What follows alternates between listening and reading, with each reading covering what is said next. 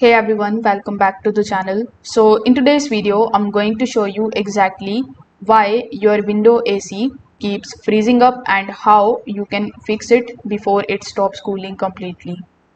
Now, first of all, if you see this type of ice forming on the front grill, evaporator coil or the refrigerator lines, don't just keep running the AC.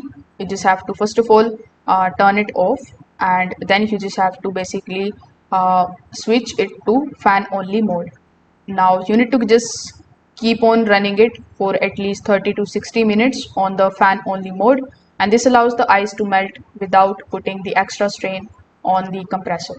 Now once the ice has melted, you just have to simply remove the air filter and you need to also clean them thoroughly. Now a clogged filter is the most common reason why the window AC freezes because it restricts the airflow across the evaporator coil. Now you need to also check your fan's settings. If you have been running your AC on the low fan while the temperature is set very low, you can try just switching the fan to high. Better airflow is going to help prevent the evaporator coil from dropping below freezing.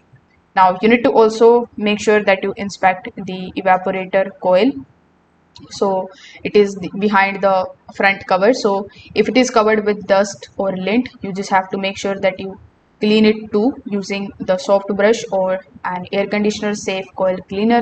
Now a dirty coil reduces the airflow and it encourages the ice buildup.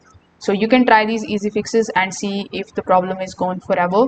So if this video helped you out, make sure that you like this video and subscribe to the channel. Thanks for watching.